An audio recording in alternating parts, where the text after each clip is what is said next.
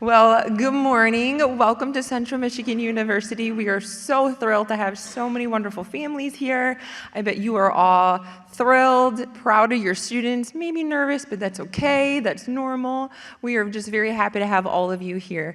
My name is Patricia Young. I go by Patty. I'm our Director of Undergraduate Recruitment in our admissions office. I am a fired up two-time alum.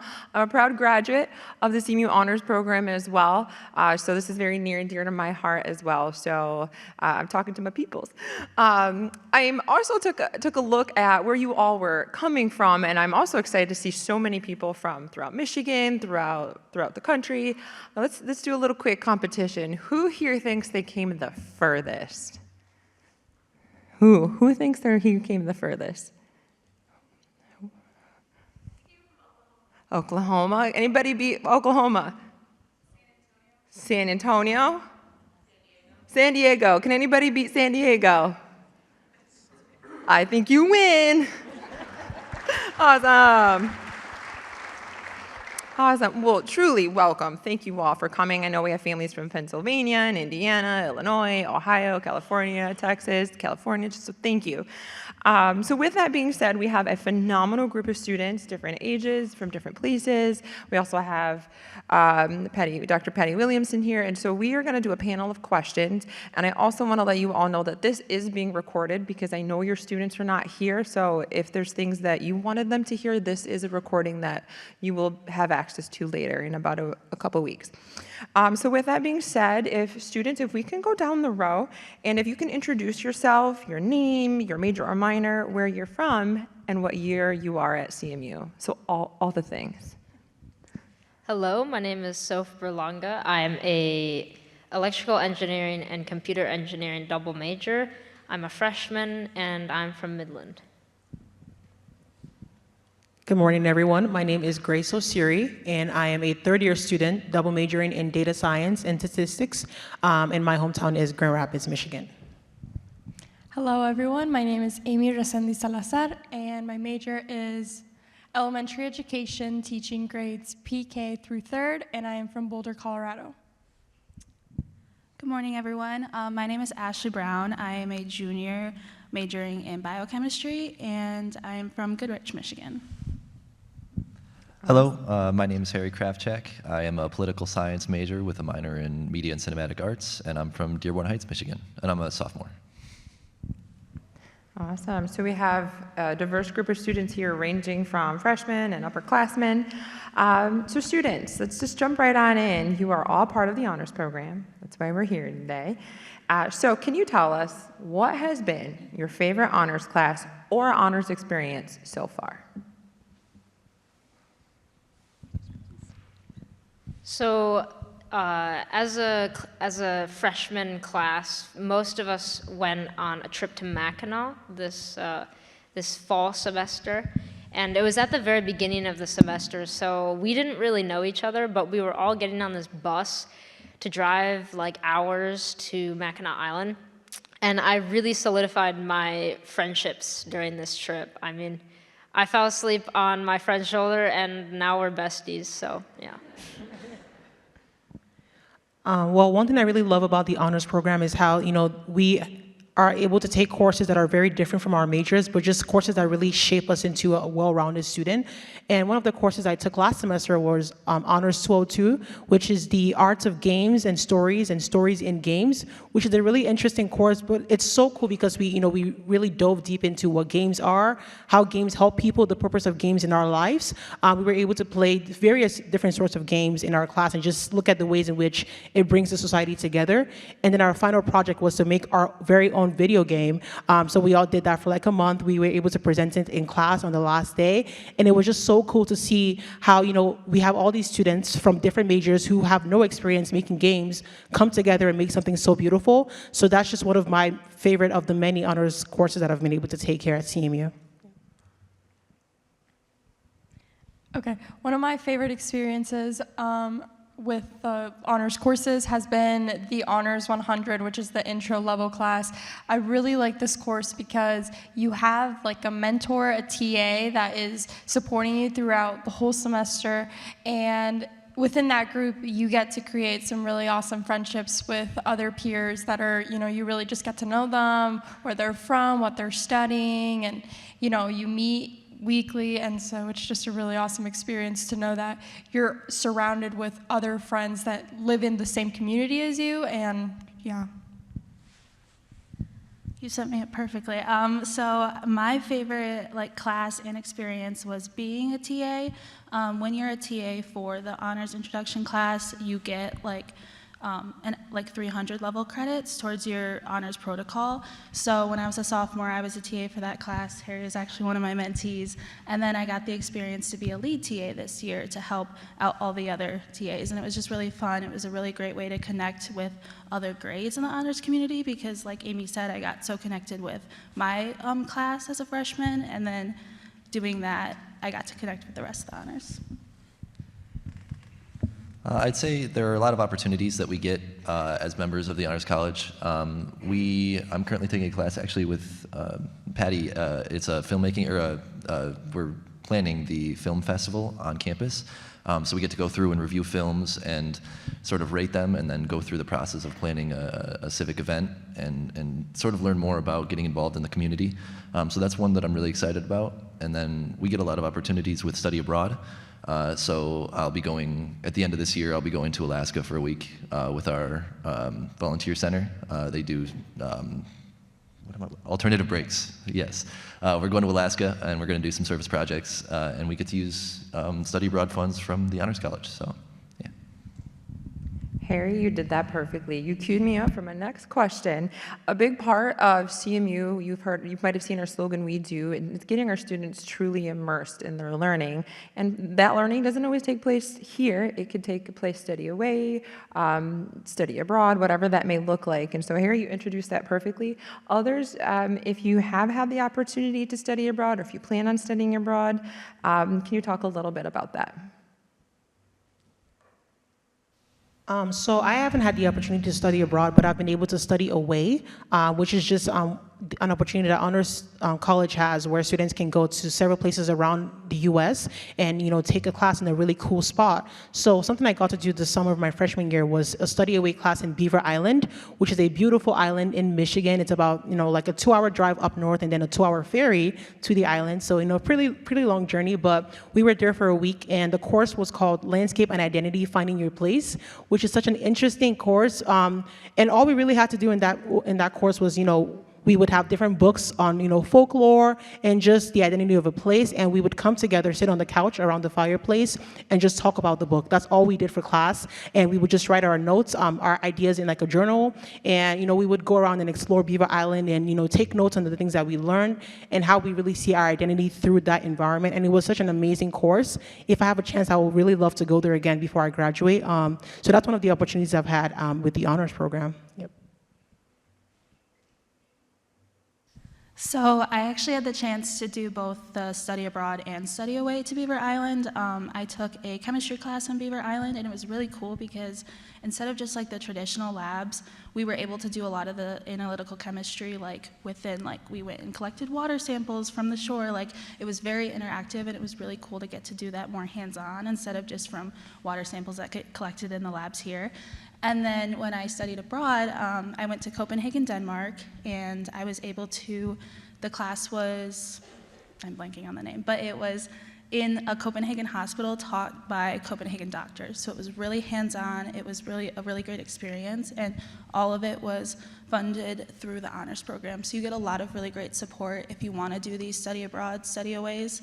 There's a lot of opportunities to find funding to help you do that.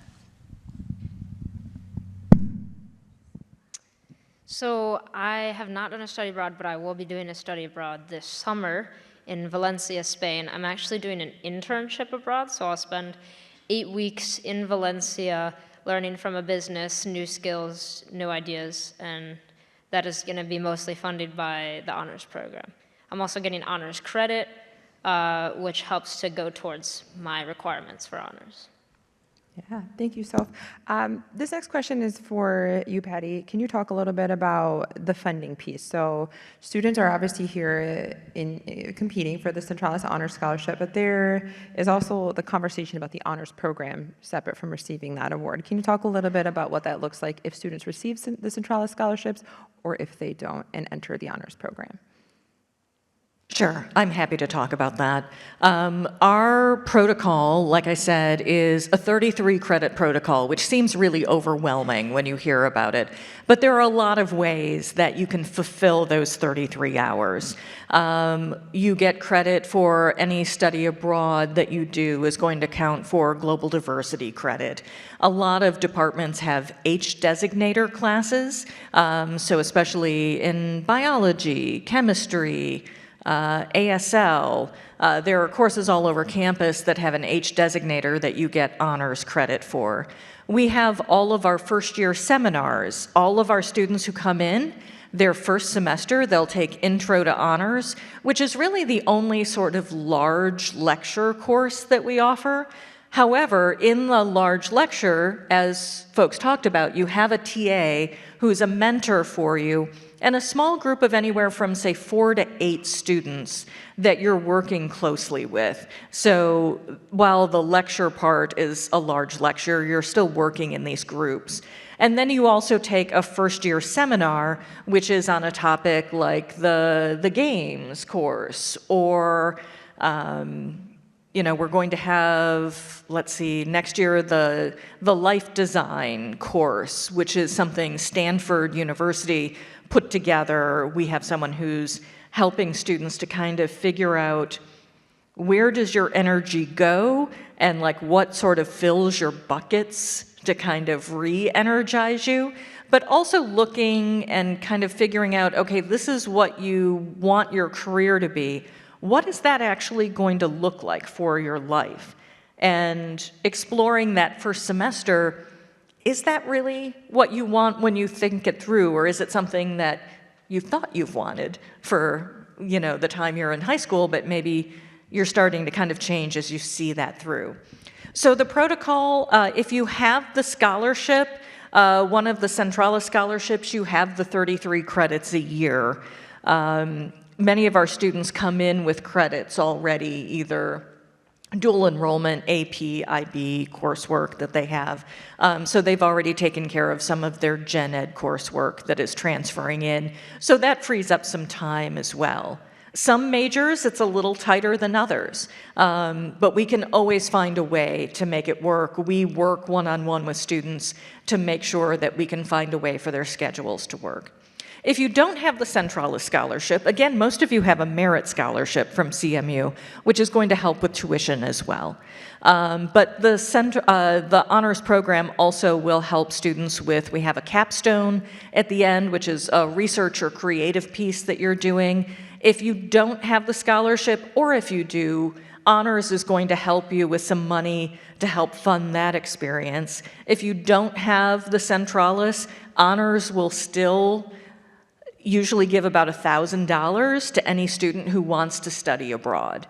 So we're going to support you in any way we can, with or without the Centralis scholarship. And we find students, regardless of whether they have the scholarship or not, they find a way to be able to finish up any of the requirements for honors. And we're pretty flexible when it comes to it. Awesome. A lot of individualized support. So I have one more question for you guys, and then we're going to open it to the audience. So if you guys have a burning question, you have a phenomenal group of students here who will tell you their true thoughts.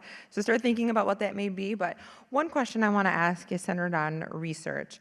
It's a two-part question. We talk a lot about research, and you think of honors, you probably might think about STEM, science, technology, engineering, and math. But what if you are not your student is not a potential STEM student? What does research look like there? So students, can you talk about if you've had the opportunity to do research or if you plan on it? And then maybe, Patty, you could talk a little bit about students who are not in STEM or math or engineering. What does research mean for them?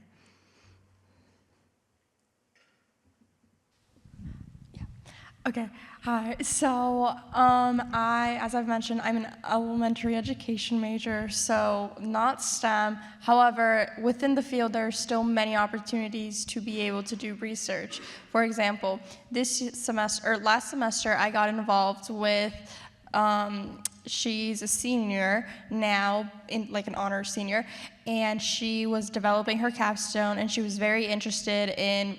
Oh, I forgot to mention, I'm a first-generation student, and the student was interested in doing something with first generation here at CMU and how CMU best supports first generation and what these students might be needing more to be able to have success here at CMU.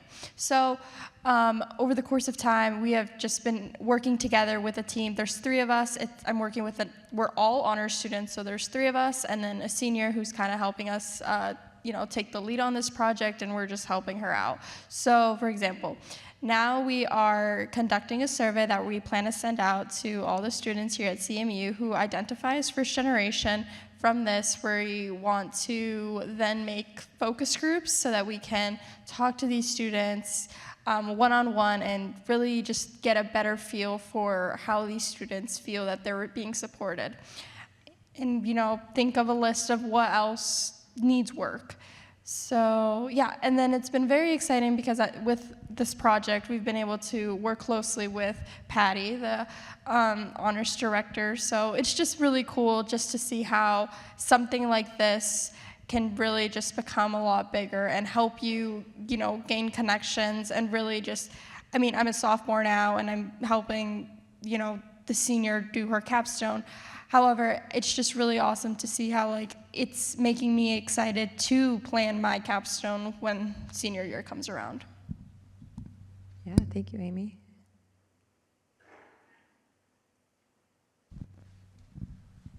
Yeah, so like I mentioned, I'm a political science major, so I want to go into legislative politics, those types of things. I thought it was going to be a struggle to find courses and to find opportunities that lined up with what I want to do with my career and what I want to be doing in college, but I'm a sophomore. I'm not even through my sophomore year, and I am working as a civics coordinator for the volunteer center in our university center, or university office. And I do all of the civic coordination for the whole campus, so I organize a lot of the things. MLK Day is coming up on Monday. I've organized a lot of the events for that. I did a lot of programming for the election. We did, facilitating honest and open conversations with political dialogue, and a lot of, with those types of conversations and understanding how to educate folks on that, there's a lot of research that we do with our supervisors, with our professors, trying to figure out what's the best way, especially with how charged everything is now, what's the best way to have honest conversations about politics, about our beliefs, about what we want to do with our lives without being inflammatory. So we did a lot of research going into that, and our office has been really, really good about being inclusive and just sort of making sure that we're having the right conversations and we're doing it the right way. So yeah, I've gotten a lot of opportunities through that job. I'm presenting at a conference next month, just about diverse representation in the United States Congress, talking about different groups that are underrepresented, overrepresented, and just how we can even that out and make sure that everyone has a fair shot at representation, both at the state and local level. So a lot of different opportunities for everybody. And I promise you, if you're outgoing and you just take the opportunity to join one or two things, you'll find 7 or 8 different branches where you can really sink your teeth in and do whatever you want to do. I am a freshman, but I'm talking to a professor right now, Dr. Morrison, and he's doing some research on autonomous drones and being able to, without the help of a human, port the drones so that they can be charged and then sent back out.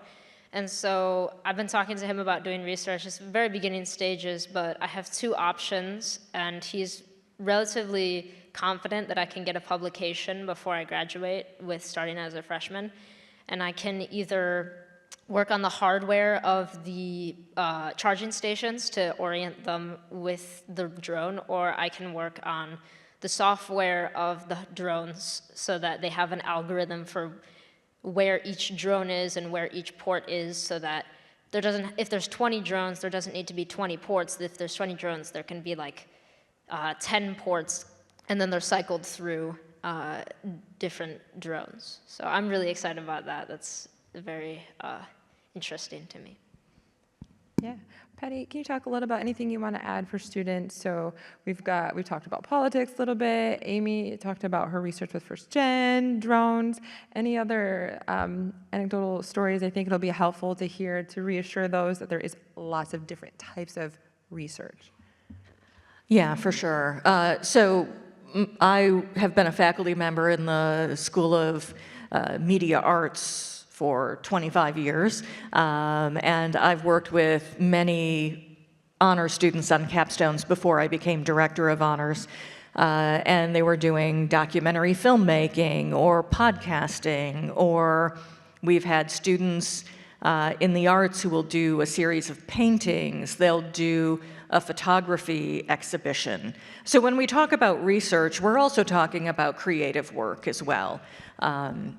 But we do also have students who are doing more traditional STEM work as well and getting published and doing great things as well. I think that all of our students really have a really diverse set of interests.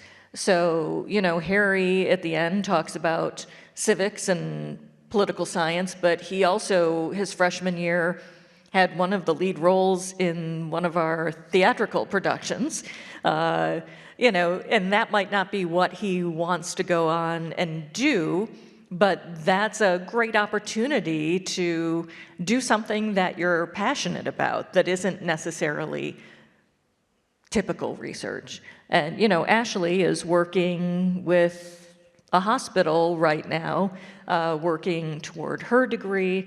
Grace has won a few awards in her field already in competitions. So it looks different for everyone. We try to work with students to really find what their passion is and to help them pursue it. And not just toward their profession, but to things that will just make them happy as well. I love that. Okay, audience. What burning questions do you have? And if you have any, please raise your hand high. We will bring a microphone to you. I've got my colleagues Zakia and Kelsey over here. They will bring it to you. And this is a friendly space, so don't be shy. Yes, up here. We're doing recording, so if you don't mind getting on the microphone, putting you in the hot seat. Hi, can you hear me? All right, so what do you feel has been the biggest benefit as being part of the honors program?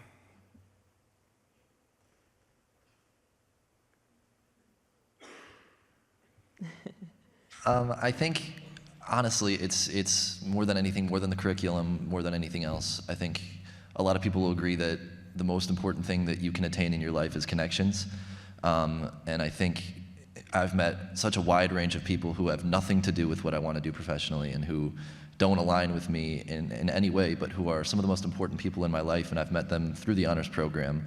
I've met friends, I have a community, so when we all sort of moved to campus as freshmen, we live in Thorpe Hall on the same 2 floors. So we're all right on top of each other for a little while, and it's, you build a community and you build a group of people who you know and who you can walk around campus and you can say, I know that guy. And it's really a nice feeling, and it's just been really great to have conversations at a high level about all different things. We'll talk about sports, we'll talk about a lot of educational stuff, wild debates that I couldn't even explain to you. Just all this different stuff, and it's really nice to just talk to people who think the same way that you do, even if they don't believe the same things, but their brain works the same way, so, yeah. Echoing what Harry is saying, I think once you get to a certain point in college, like especially now as a junior, I feel like a lot of the classes I'm taking are with a same group of people who are in my major, and you kind of feel like in certain aspects it's not as broad as it used to be. And having the honors community, like Harry said, freshman year, it was all of these students who have all different majors, all different interests, and having that group of friends that it's ringing, having that group of friends to come back to. Why is it doing that? I just lost my train of thought.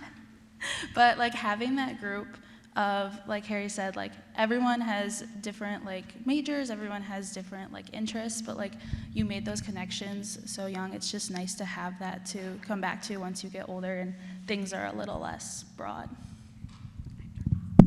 Awesome. Do we have another question from the audience? Right over here. Oh, we got one here and then one over there. We'll take these two. Go ahead. You can go first. Going through college, you're busy learning your coursework and you're getting experience and all that kind of stuff. But one thing that I regret from my college experience is not listening to the wisdom that my elders were trying to impart to me. So in your experience as honors students, do you feel that your group is more open to inheriting wisdom from your close-knit faculty members and the program versus your peers that are not in an honors program?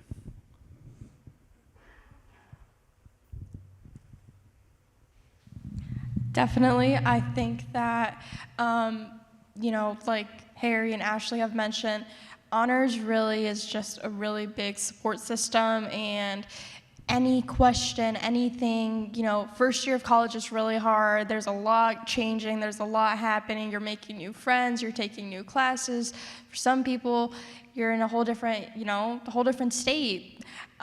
It's hard. So it's really nice just knowing that honors is really there to support you with anything. You just book an appointment to come meet with someone from honors, and they'll be able to help you get the resources that you need and get you to the people that you need to talk to about anything, So I think that's what kind of helped me transition into my years of college, just because I know that I can go to honors, and I know there's been multiple students, and like Harry mentioned, everyone has a different major, but still everyone is connected and everyone just wants to support and help each other. Honor students are, known to be very like go-getters, always taking on more than they can chew sometimes. But, that just shows that we're driven and our work ethic it's there. So when I think of wisdom, I think of knowledge, but I also think of the ability to apply that knowledge in so many different areas. And I think the Honors College does a great job of, giving us the opportunities to do that, from having these different courses that give us the knowledge, but then also, shows us ways that we can apply it in every area of life, and leading up all the way to our capstone. It's like we have taken all of these courses in our time at CMU, and then in our final year, our final semester, we have to do a capstone. So we're given the opportunity to, apply that knowledge into something that we are interested in, which I think is where the wisdom part comes in. So I think the Honors College is a great opportunity to just have that space, because we're one of the only programs that, require students to do a capstone at the end. So just having that opportunity to, get all of this knowledge through the different honors courses that we take, but then applying that knowledge in your capstone or like in whatever else you decide to do outside of college is a really great way to be a well-rounded student. So. Awesome, thank you. And then we had a question back here. I think Kelsey, like a few rows behind. Yep. Hello. Yeah, thank you for that. So I'm curious to know, I know all of you all have diverse majors. I'm particularly curious to know about managing the workload, especially I have an engineering, hopefully potential student. I know that you all are all high achievers just by being in the honors. Talk to me about how you manage those programs that are so difficult. I know engineering is a very difficult path. How do you manage your time? What does that look like? What does the support and resources look like for you?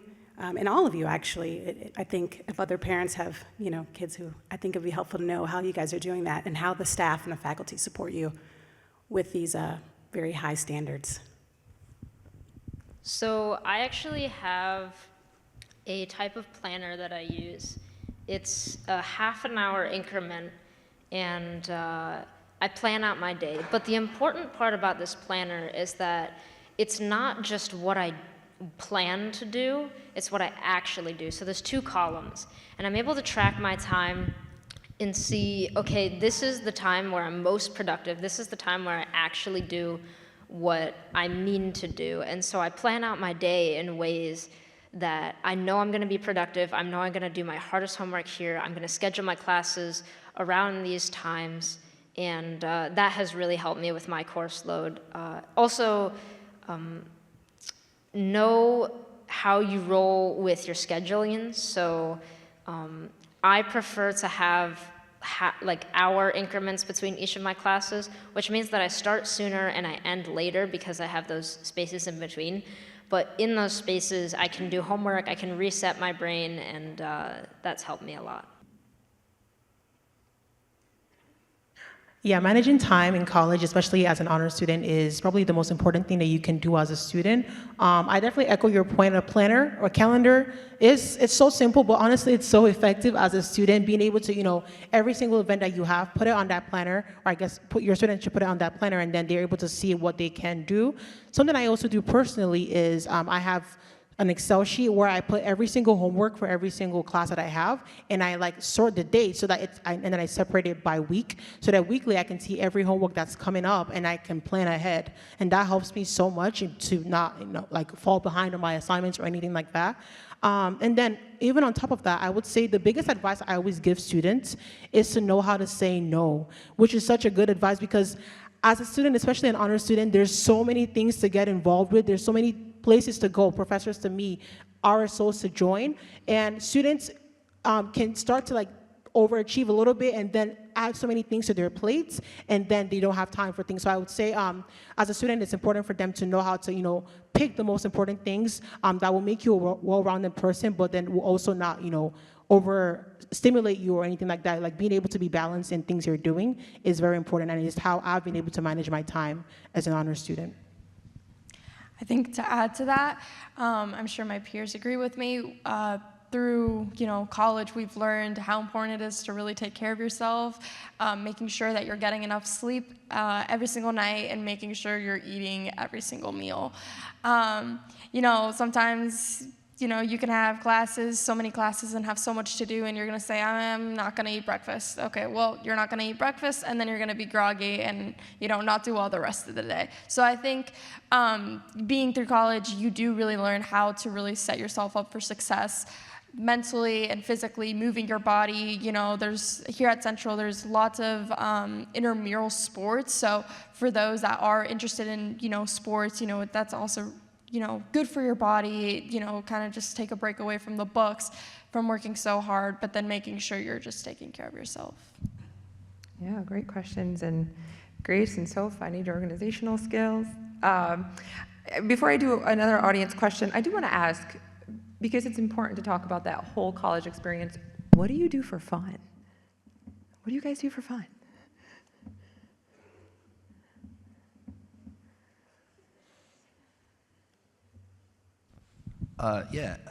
It's, I think that's one of the most important things is, you can be the smartest person in the world and you can have all of the things going for you, but if you're not taking care of yourself mentally, and if you're not doing things that you enjoy, if you just bury yourself in books, so that's a quick burnout. I think it's really important to have things that you enjoy.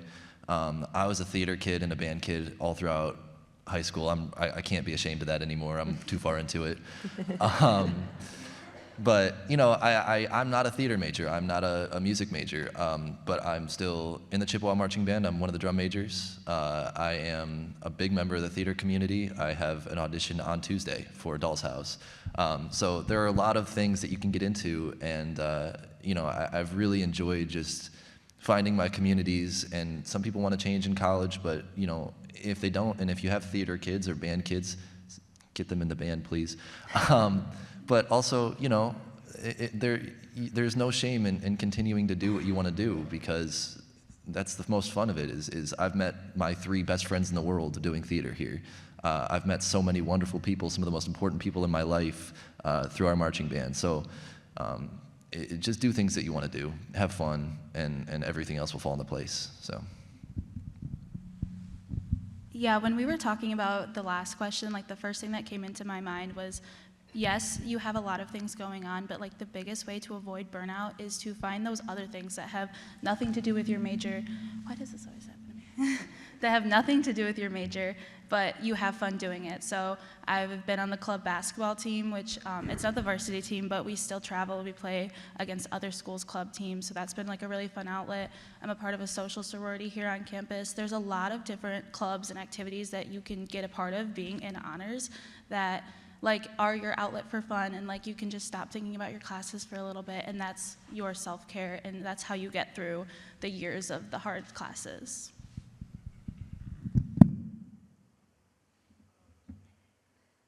Yeah, so for me, I absolutely love to sing. That's my favorite thing to do in the whole world. I'm actually the president of my RSO on campus called Christ Central Choir.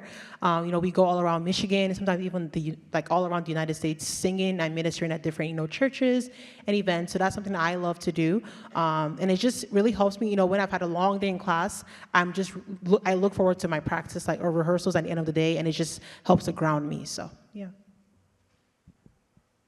So this is a little bit different from what you guys have said, but for me, finding an RSO that connects to my major really helped me. So I'm part of the Society of Hispanic Professional Engineers, and being able to bond over tough classes is so important.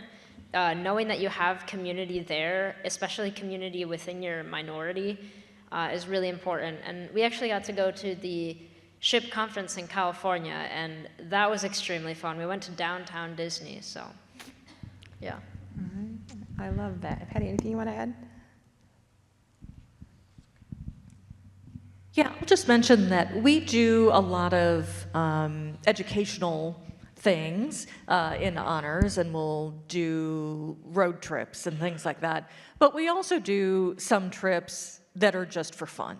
The Mackinac Island trip that Soph mentioned, we didn't really have an agenda of a huge educational experience. We just wanted students to be able to get together, have fun, so we took a busload of 50-some students up, took the ferry over, and did a day on Mackinac Island and came home the same night. But then we also do some that have more educational impact as well.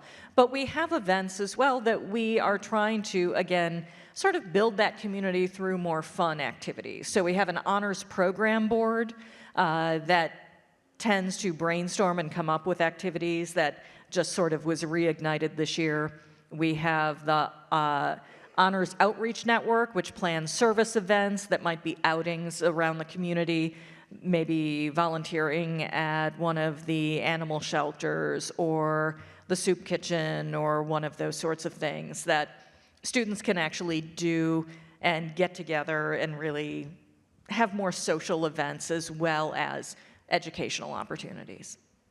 Thank you so much. I think we have let's see, I think, Zakia, we have a question over here, and then we'll take maybe one more over here.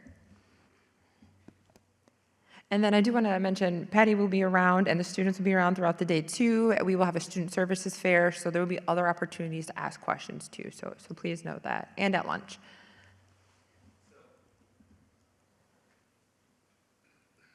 There we go.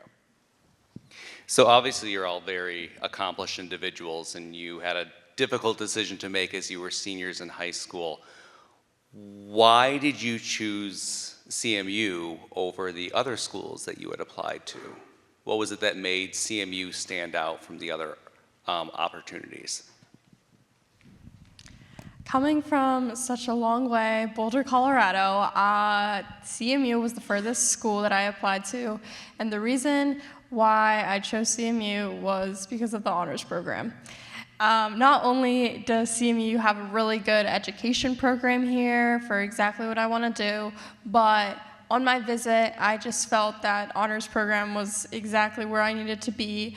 I needed to be in a community that sees me for who I am, that sees me as a student, that sees me as a bright individual, that has the resources to push me, that has the people that want to support me, want to be there for me, and want to be through every step of the way.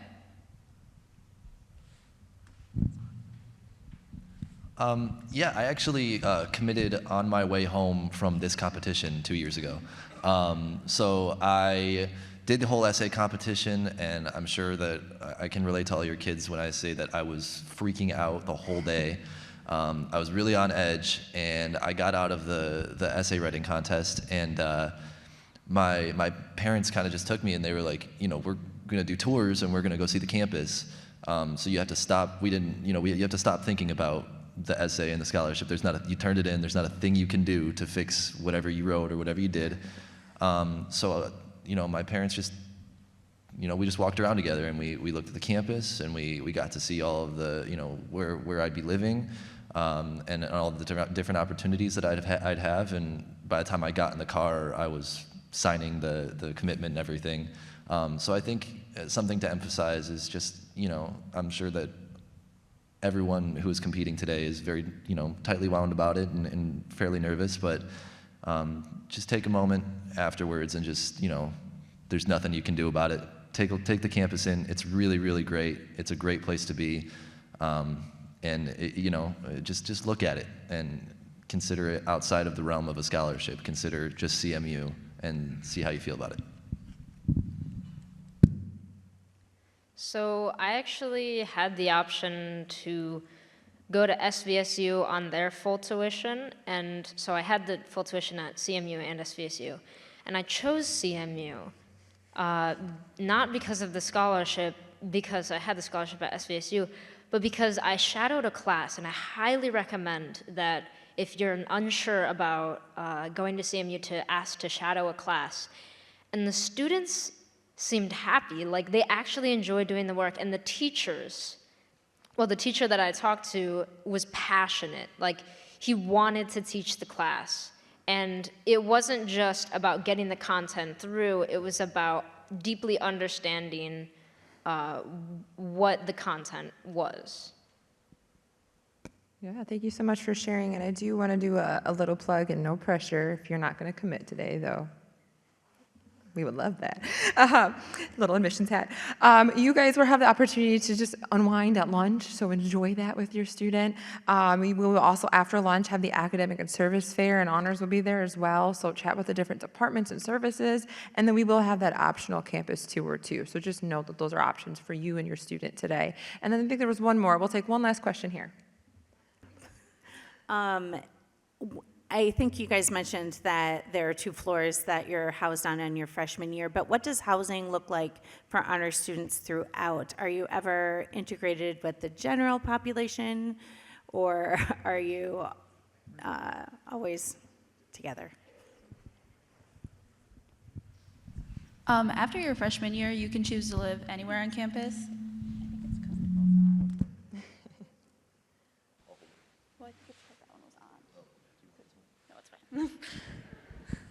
Okay, I can't win. So my sophomore year, I lived in Campbell, which is in Towers, and so basically after your freshman year, you can choose to live anywhere on campus, and then if you have the housing scholarship, you can continue to live on campus. I still live on campus, so you can be reintegrated into the regular population. Awesome, awesome. And Thorpe is going to be available to see on the tour today, correct? Okay, so if you want to specifically see that, you will have that opportunity too. Thank you so much for your questions, students. Let's give them a round of applause.